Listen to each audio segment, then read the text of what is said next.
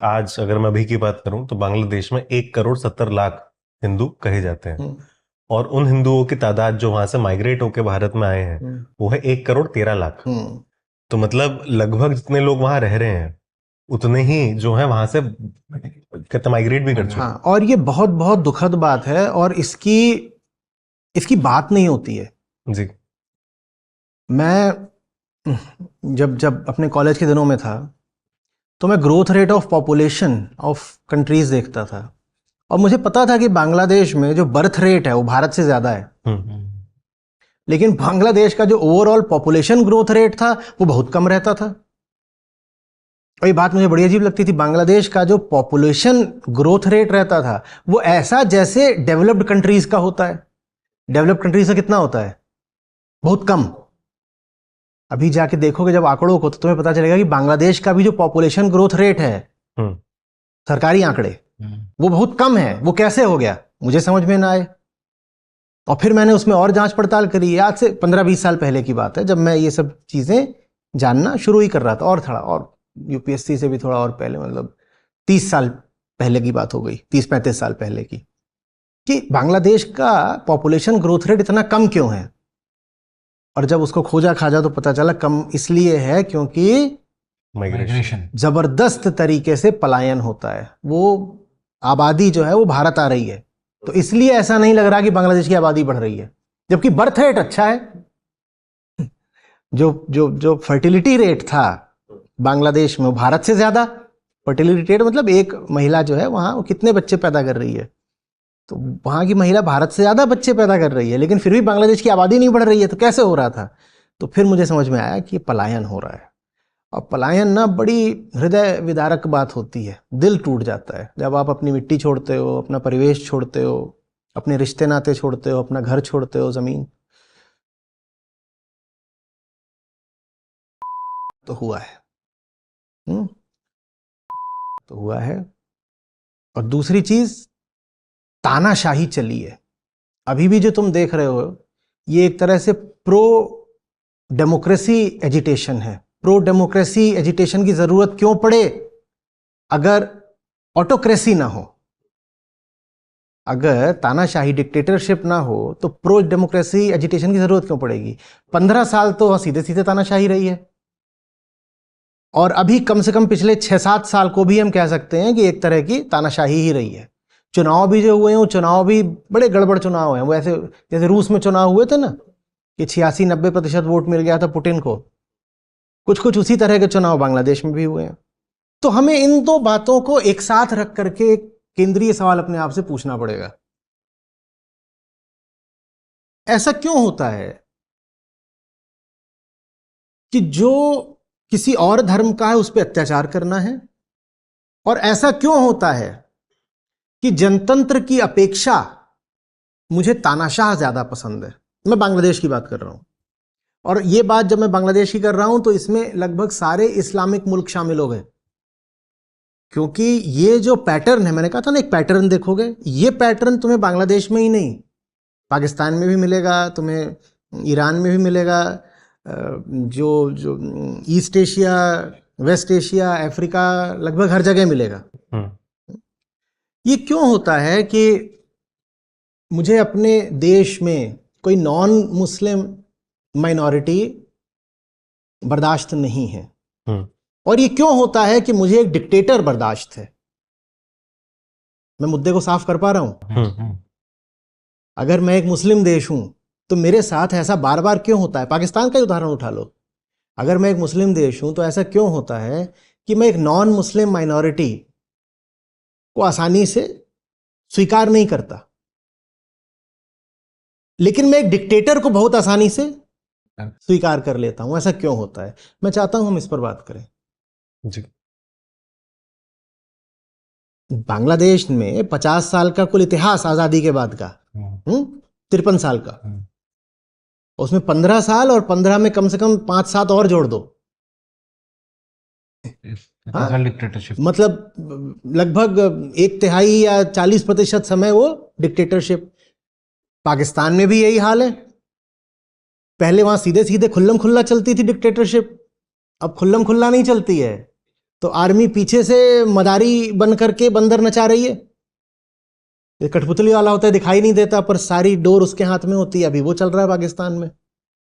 तो ऐसा क्यों होता है कि इस्लामी देशों में तानाशाह स्वीकार कर लिया जाता है? बांग्लादेश है, पाकिस्तान है, ईरान है, इराक है, अफगानिस्तान है, कहीं चले जाओ, जनतंत्र जड़ें गहरी नहीं जमा पाता। ये पहली चीज। और दूसरी ये कि जो वहां नॉन मुस्लिम माइनॉरिटी होते हैं उनको गले क्यों नहीं लगाया जाता, उनको स्वीकार क्यों नहीं किया जाता, उन पर हो जाता है। ये दो बातों का क्या आपस में कोई रिश्ता है? हमें थोड़ा इस पर विचार करना पड़ेगा। क्या बोलते हो?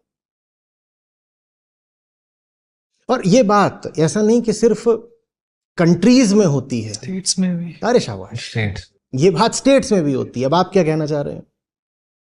आप जब जी पूरा बता रहे थे तो मुझे अचानक से, क्योंकि मैं कश्मीर से बिलोंग करता हूँ, तो मुझे सारा वाकया वापस से याद आ गया। ये सब रिकॉर्ड हो रहा है, तो आप सब हमारे दर्शकों के लिए थोड़ा सा अपना बताइए कि आपने कश्मीर की बात करी। तो मैं एक्चुअली उस समय 3-4 साल का था और हमारा घर श्रीनगर में था और लाल चौक के पास ही अली कदल पड़ता है। तो बहुत बड़ा मकान था, मेरे ख्याल से 13-14 कमरों का, बहुत बड़ा, और बहुत आगे मैदान वगैरह भी था। तो जब एक्सोडस हुआ तो रातों रात हमें पता लगा, एक्चुअली मेरे अंकल थे, उनका पूरा एक, जैसे कहते हैं, फतवा जारी हुआ था कि उनको, वो बैंक की नौकरी कर रहे थे। तो जैसे ही वो आया तो हमें पता लगा कि पूरी फैमिली को ही आके जाएगा। कुछ हमारे ऐसे रिश्तेदार थे जो देवर इन दी army, they were in the force, तो उन्हें हमें सूचना दे दी कि आप निकल जाओ यहाँ से। तो रातों रात ही हमने कहीं से ट्रक जुगाड़ा, मेरे फादर ने, हमारे अंकल्स ने, और वहाँ बैठ के रात को रात हम निकल गए वहाँ से। तो वही फिर शुरू हुआ। हम पहुँचे उधमपुर। उधमपुर एक जगह है जो कश्मीर और जम्मू के बीच में पड़ती है, छोटी सी जगह है। तो वहाँ पे जाके हमने एक जगह पे बैठ के, रेफ्यूजी कैंप तो नहीं लिया हमने, बट हमें एक फैमिली ने ही एक तरह से पनाह दी थी। वो एक हिंदू फैमिली थी कि आप ठीक है यहाँ पे अपना खाना वाना शुरू करिए। तो मतलब मैं अपनी फैमिली में देखता हूँ कि सारे लोग, चाहे हमारी ग्रैंड मदर है, फादर हैं, तो उन्हें, वो हमें, हमारे घर में 24 घंटे ही वो पूरी स्टोरीज आया करती। बल्कि जिनकी वजह से हम बाहर निकले उनको दिया गया, क्योंकि उन्होंने ऑलरेडी हमें। किस साल की बात है? 90 की बात। तो मैं उससे, वही मैंने बताया आपको, 3-4 साल का रहा होगा। तो जैसे आपने बताया कि ये सिर्फ कंट्री की बात नहीं है, तो पूरी स्टेट की बात है। स्टेट की बात है।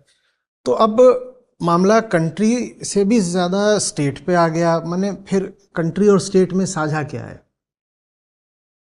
ऐसा क्या हो जाता है इस्लामिक मुल्कों में, या ऐसे जगहों पर भी, ऐसे प्रांतों में भी जहां इस्लाम सशक्त होता है, बहुमत में होता है, कि पहली बात, जो गैर इस्लामी लोग हैं उनको स्वीकार नहीं किया जाता है, कम स्वीकार किया जाता है, और दूसरी बात, तानाशाही मज़े में स्वीकार कर ली जाती है। ये क्या हो जाता है? मैं चाहता हूँ इस पर विचार करें। जो काम बांग्लादेश और हम पाकिस्तान में देख रहे हैं वही काम कश्मीर में भी हुआ है। तो ये ट्रेंड क्या है, ये पैटर्न क्या है, इसको थोड़ा आइडेंटिफाई करिए। ये तो ऑब्वियस है कि इसका रिश्ता है जिस तरह से लोग इस्लाम को समझते हैं या प्रैक्टिस करते हैं। बढ़िया बढ़िया बढ़िया, थोड़ा और इसको एक्सप्लोर करो। तो अगर इस्लामिक है तो फिर हमें फिर उसमें इस पर जाना पड़ेगा कि वो धर्म को किस तरह से, अपने धर्म को किस तरह से समझते हैं। एक इंडिविजुअल पॉइंट पे हमें सोचना पड़ेगा। सही दिशा में जा रहे हो, मैं उसी को और इलेबोरेट कर देता हूँ।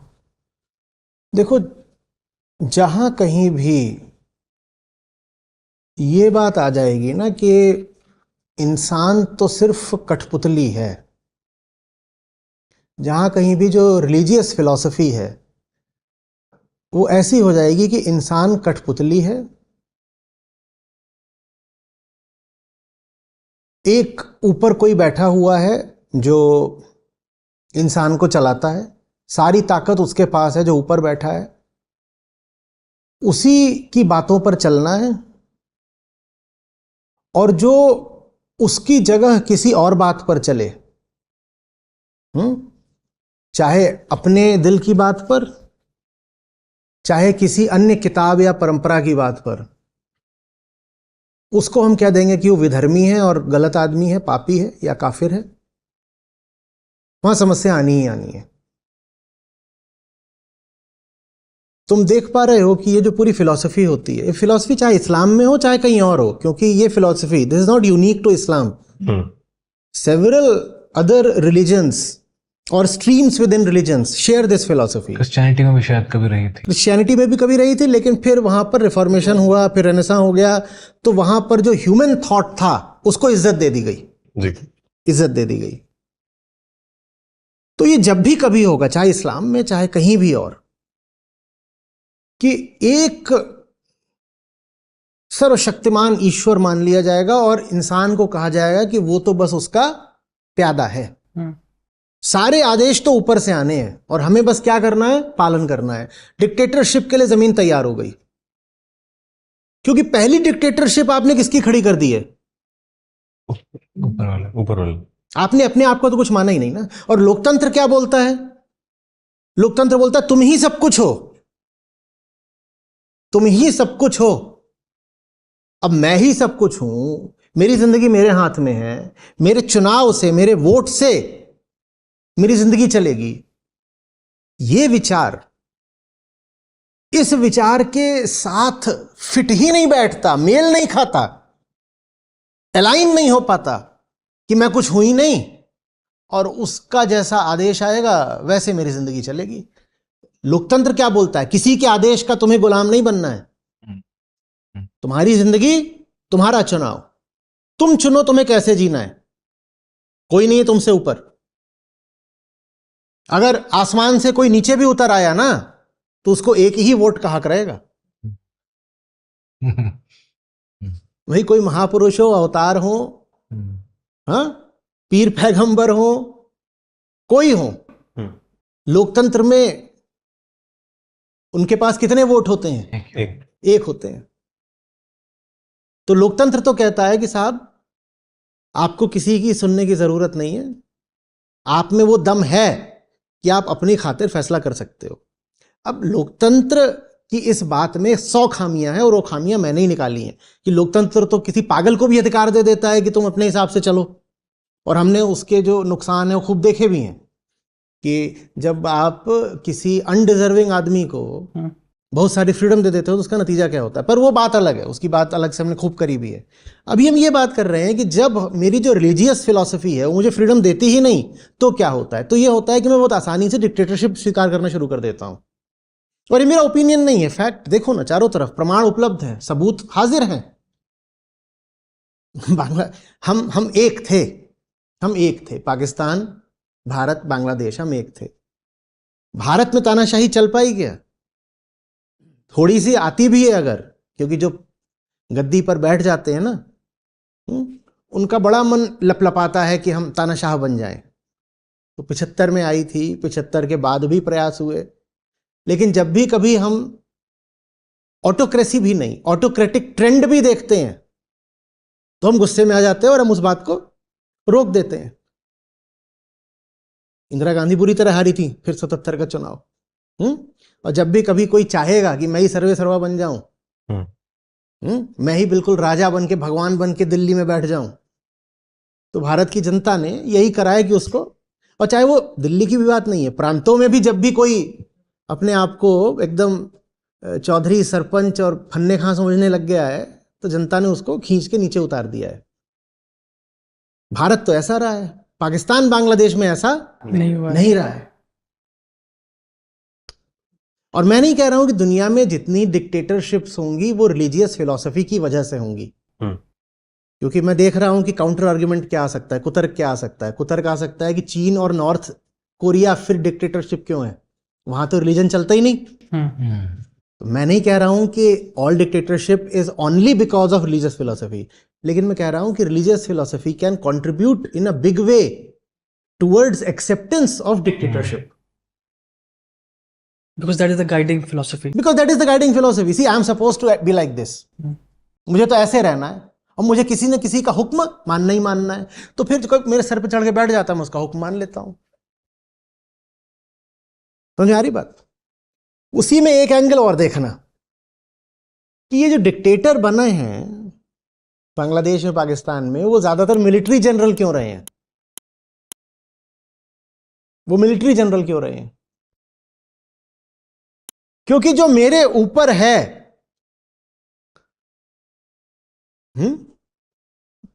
उसके ऊपर होने का उद्देश्य ही यही है कि वो लड़ाई करे।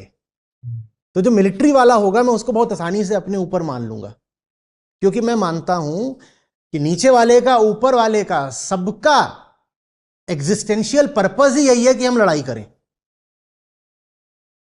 नहीं समझे भाई? मेरा काम क्या है? मेरा काम ये नहीं है कि मैं शांति से अपनी जिंदगी जीऊं और आगे बढ़ूं। मुझे ऐसा लगने लग गया है कि मेरा काम है लड़ाई झगड़ा करना।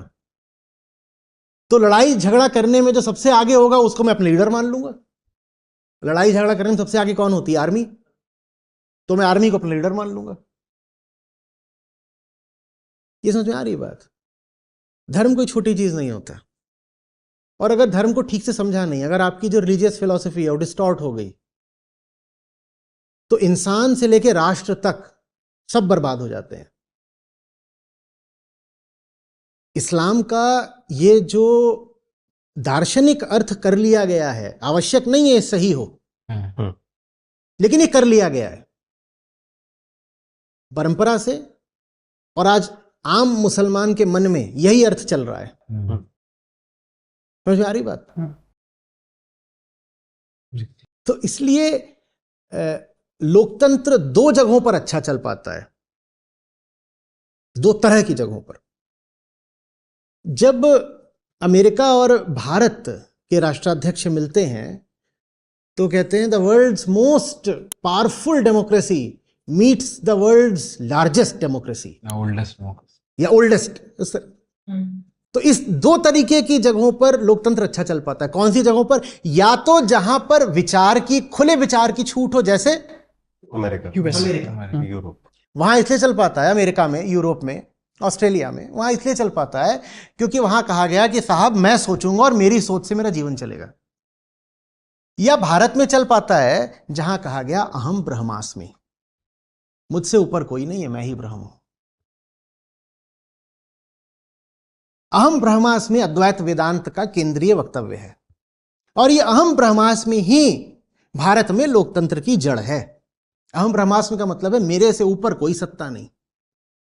यदि मैं सही हो पाऊं, यदि मैं शुद्ध हो पाऊं, यदि मैं अपने वास्तविक स्वरूप को पहचान पाऊं, तो मुझसे ऊपर कोई नहीं है, मैं ही ब्रह्म हूं।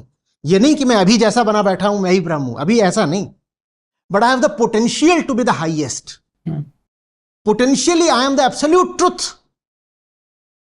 तो भारत में लोकतंत्र चल जाता है अहम ब्रह्मास्मि की वजह से, तत्त्वम असि की वजह से, अहम आत्मा ब्रह्म की वजह से, मैं किसी से नीचे नहीं हूं, तो भारत में चले जाता है।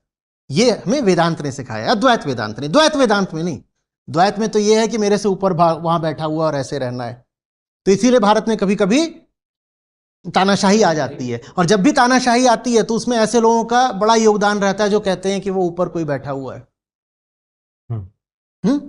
जिनको आजकल अंधभक्त कहा जाता है, उनका बड़ा योगदान रहता है।